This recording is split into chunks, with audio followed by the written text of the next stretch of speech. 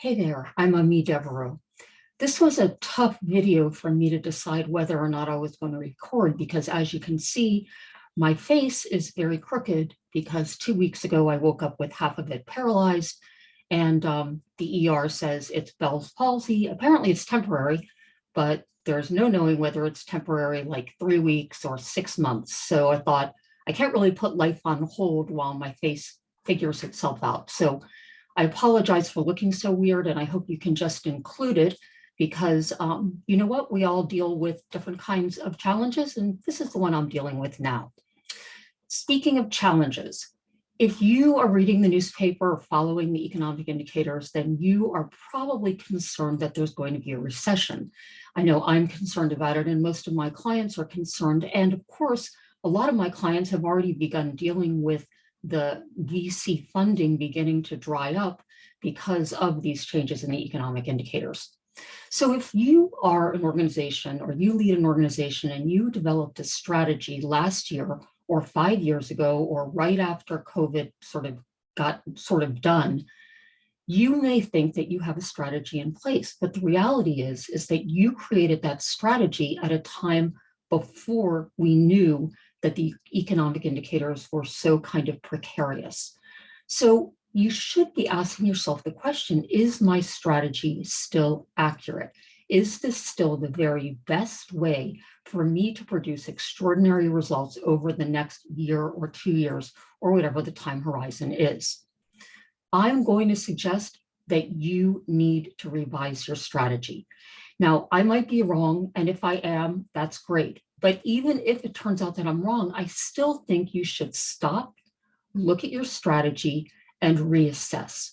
Now, none of us knows exactly what's going to happen in the future. We don't know if a recession will come or it won't. But we do know that there is a tremendous amount of uncertainty, and that uncertainty is pointing in certain key directions. So I'm going to suggest you go back to a very little thought of something you learned probably in your first business class, or if you did an MBA in the first year, and that's a SWOT analysis. Now, SWOT analyses are really nothing spectacular. They're basically just an inventory of conditions. And if you're a founder or a senior leader, you're kind of doing this unconsciously all the time, right? You're sort of perusing the indicators you see in the environment and asking yourself, what's threatening? What's an opportunity? What are the challenges that my business needs to develop greater capacity to address? What are our greatest strengths? You're doing it all the time, right? SWOT, strengths, weakness, opportunity, threat.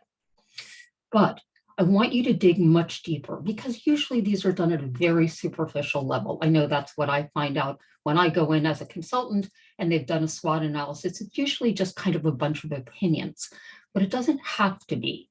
You can take a SWOT analysis, do it at a very deep and probabilistic level, and then you can apply second order and third order thinking to really come up with an analysis that is useful and that will give you insights about how to prepare for the upcoming recession. And when I say prepare, I don't mean disaster preparedness preparing, right? I don't mean what we do in a hurricane when we go and we fill a bunch of bottles with water and we stock up on canned goods. That's disaster preparedness. That's how you survive. Yeah, you should do those things, right? You should hoard cash. You should refine your processes. You should get really intimate with your customers so they never, ever want to leave you. But I'm asking the question, what should you be planning so that you can thrive? How should you go into the recession or the economic turbulence in such a way that it becomes your best 2 years ever? The question is not how to survive. The question is, how do you kill it when times are tough? And I'm sure that you, like all of my clients, want to do that. You don't just want to tread water. And that's why these analyses, the SWOT analysis, which is one of them, I call these snapshot tools because they kind of give you this frozen moment of time, or you can extend it out to a future moment in time, but it's time locked, right? So it's a snapshot. And you could do a SWOT analysis or a PESTLE, which also looks at political, economic, changes in technology, changes in regulations, all kinds of things that are also at play. By using these tools, you end up with an inventory of what you think will be the key changes in the environment. Now, that means the key changes in your organization and the key changes in the marketplace. So, for example, as interest rates rise, this may be a really good time to start offering some kind of financing to your clients because you can claw back more interest than you would have been able to do in the past. I want to give you an example. I know everybody knows a lot about Southwest Airlines strategy because there have been books written about it, and it was probably a case when you were in business school. Southwest is really famous for a couple of different things they did. Some of them are operational, but one of them in particular is that they hedged oil. Now, what do I mean by that? Instead of just allowing fuel, which is one of the biggest expenses in running an airline, to be dictated by the marketplace, in other words, whatever the fluctuations were, what they did is they decided early on that they would buy their oil at future options. So they would fix the price at some predictable number.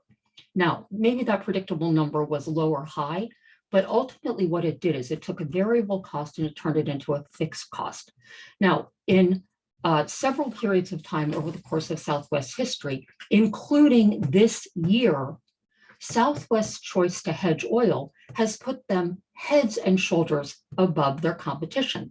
In this year alone, 2022, up until July, they managed to save over $1.9 billion on fuel because we have the Ukraine war, which is causing fuel prices to spike, as every single one of us knows every time we go to the gas station. Well, by saving that money, what's the other advantage? What they've done is they've created a cash pile that allows them to make really big, risky, strategic moves. So during the pandemic, when they managed to save so much money from all of their fuel hedging, instead of shutting down, firing pilots, and sort of paring their entire enterprise, what they did is they planned a strategy to expand into more routes when the pandemic ended. And they had some key assumptions in mind, and some of them have turned out to be absolutely true. They thought there would be a huge surge in demand for travel, even though it had been so low before in the pandemic. And guess what? They were right. Now, there were other things they didn't account for, right? They didn't know there would be a supply chain issue. They didn't know that the labor market would be what it is. So far, their expansion strategy is a little iffy. But the reality is that by attacking that variable cost and going beyond survival and being willing to take the risk that their options would actually turn out to be the wrong number, what they did is they bought space for real strategy. That's second order thinking. So what I'd like you to do is to amass your team and do an in-depth SWOT analysis. Now, for each item on that list, every strength, every weakness, every opportunity, and every threat, I don't want you to just list them and leave them there. I want you to ask for each one, and then what? So let's say we know that prices of your supplies are going to go up, and then what? How is that going to affect your competitors? How is that going to affect the market as a whole? How is that going to affect your customers? How is that going to affect your employees? If you actually do this kind of a root cause analysis and keep asking the next question, what you come up with is essentially a scenario plan. You will end up with multiple scenarios that are dictated by each of these nodes where you asked, then what?